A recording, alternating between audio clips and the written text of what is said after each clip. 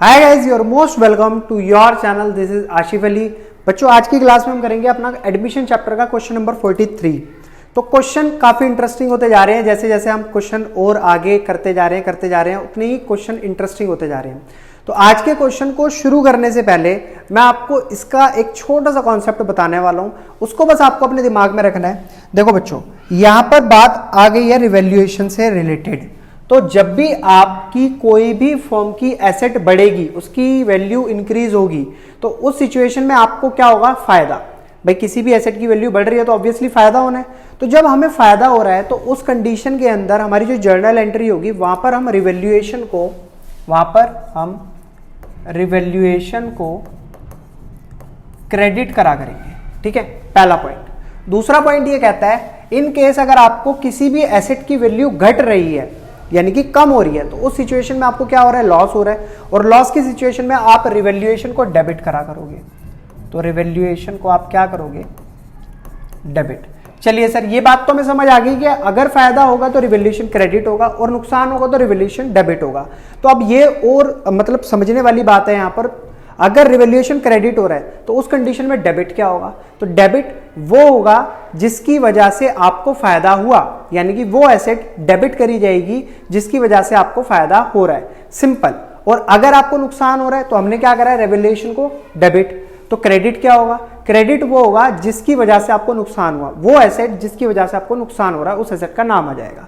Clear है? अब आते हैं सीधा क्वेश्चन की तरफ और पहले इसको रीड करते हैं। पास करो entry in the firms journal for the following on admission of a partner. एक पार्टनर का नए पार्टनर का एडमिशन हो रहा है, वो सिचुएशन में हमारी फर्म हो रही है रिकॉन्स्टिट्यूट और कुछ एसेट हमारी बढ़ रही है, कुछ हमारी घट रही है, तो उनको सबको हमें रिकॉर्ड करना है। तो यहां पर जैसे पहला पॉइंट आया, machinery to be reduced by 16,000। Machinery कितने रुपए से, मतलब उसकी कीमत घट गई, 16,000 रुपए से घटी, तो ये क्या है हमारे लिए? एक तरीके से loss.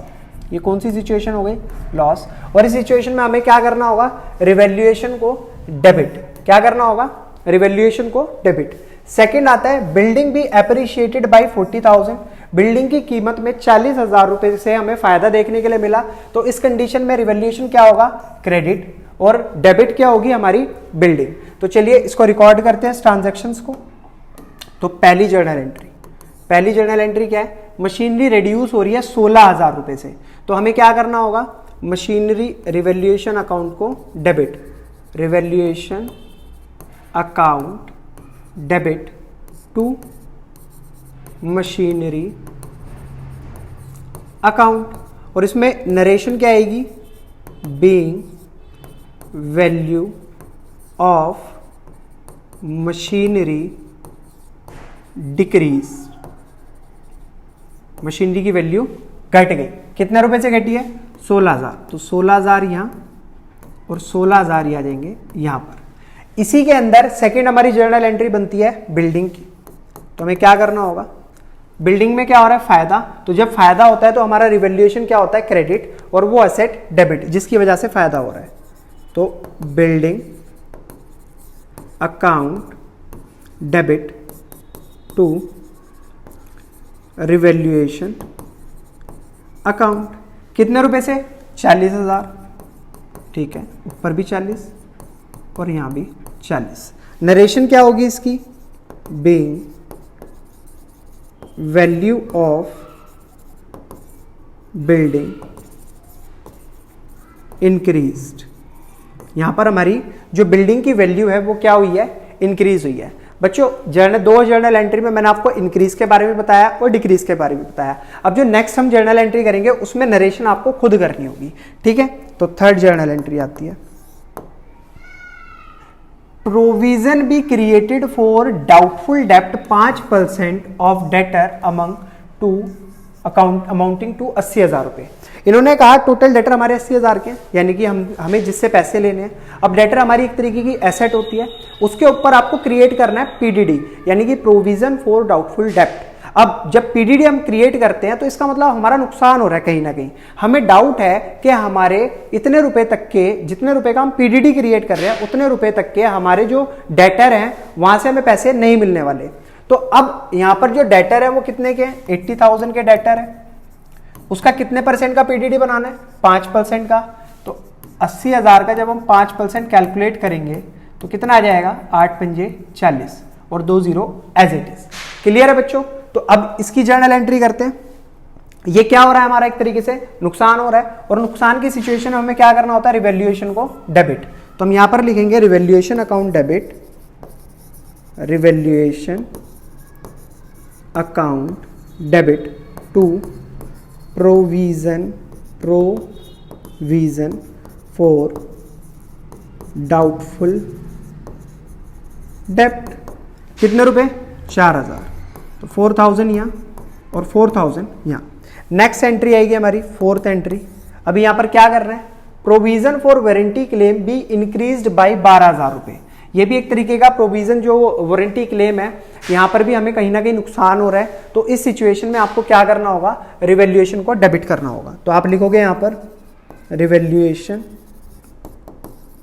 Account debit to provision for warranty claim. कितने रुपए का बताया इन्होंने, 12,000 रुपए का। तो 12,000 यहां लिख देते हैं और 12,000 यहां आ जाएगा। क्लियर है? नरेशन आपको खुद लिखते हुए चलना है। नेक्स्ट पॉइंट आता है फर्नीचर। अभी देखो दो हमारी जर्नल एंट्री सेम बिल्कुल आपको देखने में सेम लग रही हैं, लेकिन दोनों में बहुत फर्क है। अभी फर्क क्या है, मैं फर्क बताता हूं आपको। पहली बोली है फर्नीचर, जिसकी बुक वैल्यू है 50,000, is to be reduced by 40%। यानी कि एक फर्नीचर है जिसकी वैल्यू 50,000 है और उसकी कीमत घट गई 40% तक। ठीक है, यानी कि 40% तक कीमत घट गई। तो पहले हम 50,000 का 40% कैलकुलेट करते हैं। तो कितना आएगा सर, 0 से 0 कैंसिल, 0 से 0 कैंसिल, सॉरी एक ही 0 होगी यहाँ पर, 5 4 जा 20, यानी कि 20,000 रुपए की वैल्यू हमारी इस फर्नीचर की घट गई। तो इसकी जर्नल एंट्री करते हैं, फिफ्थ जर्नल एंट्री। अब घट गई है तो इसका मतलब क्या करना है, रिवैल्यूएशन को डेबिट, और जो एसेट घटी है उसको क्रेडिट। तो revaluation account debit to furniture account. यहां पर आ जाएगा 20,000 और यहां पर आ जाएगा 20,000। ठीक है, अभी एक तो आपको बहुत बढ़िया तरीके से समझ आ गया। अभी ये जो दूसरा पॉइंट है, ये कंफ्यूज करने वाला पॉइंट है। इसमें बोला है फर्नीचर की जो बुक वैल्यू है 50,000। अब बच्चा सोचेगा सेम है, सेम जर्नल एंट्री कर देता हूं, बट बहुत डिफरेंस है। Is to be reduced to, यहां पर क्या आया 2 और यहां पर क्या था बाई, ये डिफरेंस है दोनों में। तो यहां पर यह बोला गया है कि एक फर्नीचर जिसकी कीमत 50,000 रुपए है, उसकी वैल्यू घट कर 40% रह गई है।